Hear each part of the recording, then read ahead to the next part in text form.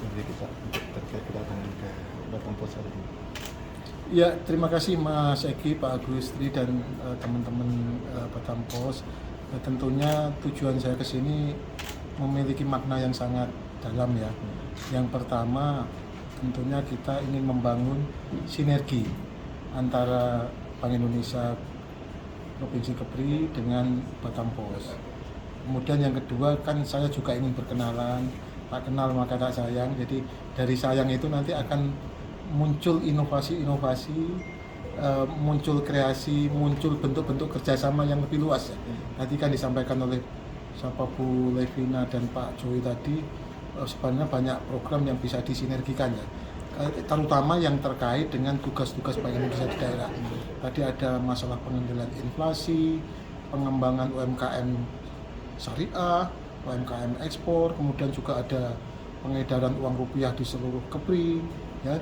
Kemudian juga ada sistem pembayaran yang namanya KRIS atau TP2DD. Masih banyak lagi hal-hal yang bisa kita sinergikan. Saya kira sinergi, kolaborasi dan koordinasi kita dengan antara BI Kepri dengan Batam Pos ini merupakan kekuatan yang dahsyat ya. Saya tidak bisa bekerja tidak bisa maksimal, dalam arti bekerja secara maksimal tanpa adanya support dari Batam Pos maupun dengan media yang lainnya, maupun dengan dinas-dinas terkait ya, tentunya dengan pimpinan di level provinsi maupun di kabupaten kota. Kita rangkul semuanya karena tujuannya adalah kita ingin memberikan kontribusi yang terbaik untuk perekonomian Kepri di 7 kabupaten kota dan 1 provinsi ya.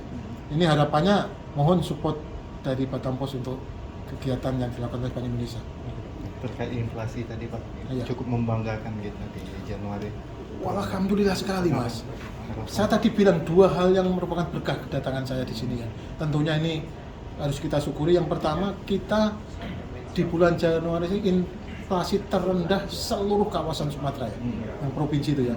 Kemudian yang kedua, pertumbuhan tertinggi seluruh kawasan Sumatera. Jadi 2 hal yang sebenarnya ini sangat nggak dipunyai mungkin ya provinsi lain ya, dengan inflasinya paling rendah sekawasan Sumatera, pertumbuhan ekonominya paling tinggi sekawasan Sumatera. Tapi kita nggak boleh terlena karena ada risiko yang akan kita hadapi di 2023, apalagi ini menjelang Ramadan dan Idul Fitri atau hari-hari besar keagamaan nasional ya.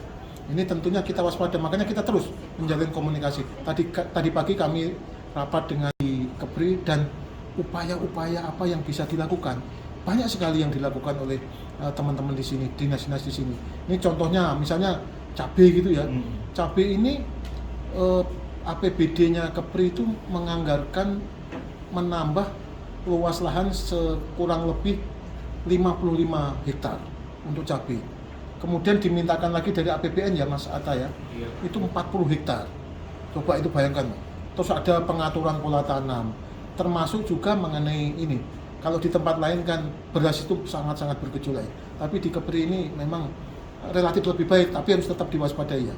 Jadi tadi sudah saya sampaikan supaya penyalurannya lebih selektif ya, sesuai dengan peruntukan secara proporsional, dan tentunya yang kita inginkan masyarakat luas bisa menikmati, termasuk daging ayam ras tadi ya, yang disampaikan Mas Atta tadi, stoknya lebih, tapi why? Kenapa kok selalu menjadi salah satu pemicu inflasi? Ternyata ada distribusi yang kurang efisien. Nah ini dibenahi terus nih sama kita semua. Ada namanya TPID ya, Tim Pengendalian Inflasi Daerah. Itu ketuanya Pak Gubernur langsung ya.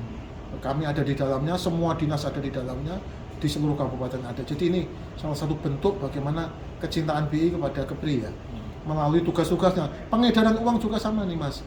Pengedaran uang itu kita diupayakan semaksimal mungkin menjangkau daerah 3T ya, kalau istilahnya ya. Apa? Terluar, terpencil, terdepan.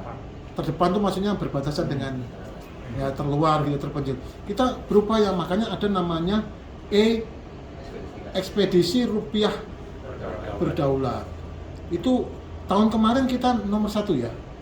Jadi ERB Kepri ini tahun kemarin nomor 1, mudah-mudahan ini bisa nomor 1 lagi ya. Karena kenapa nomor 1? Karena memang coverage-nya memang perlu effort yang lebih keras lagi kepulauan Pak. Jadi bagi masyarakat yang di daerah daratan mungkin tidak terlalu ini, tapi kalau di laut itu kan tantangannya bisa karena ombaknya gede, karena anginnya ya, cuaca hujannya, jadi memang perlu effort yang luar biasa. Makanya kami tadi juga sinergi tadi Pak dengan Bapak Komandan Danlan Tamal, itu Pak Kemas Muhammad Ikhwan Madani ya kalau nggak salah ya. Jadi beliau sinergi, lagi-lagi sinergi Pak. Jadi pantun saya itu berlaku every time, everyone, for everyone. Nyari kepiting, dapatnya hiu. I am nothing, nggak ada artinya without you. Jadi semua seperti itu, nggak ada yang enggak kan. Ini pantun yang berulang kali disampaikan Pak, tapi ini prinsip bahwa sinergi itu harus dibangun gitu kan. Termasuk Batam Pos dengan Bank Indonesia Kepri. Jadi gini, ini saya lihat secara umum dulu ya.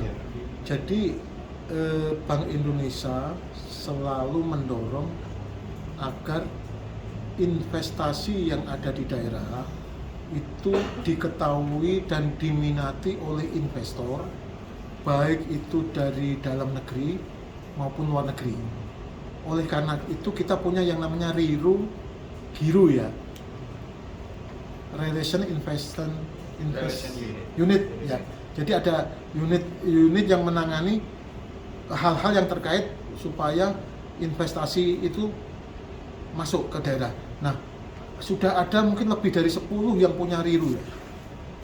Ya, jadi kita mencoba memaparkan potensi yang ada di daerah. Saya nggak tahu Batam sudah termasuk belum ya. Saya belum mendalami ke sana, Mas. Tapi intinya kalau misalnya belum, tentu kita akan dorong ya. Kita akan dorong bagaimana pemerintah daerah itu bisa menampilkan kinerja potensi investasi di daerah.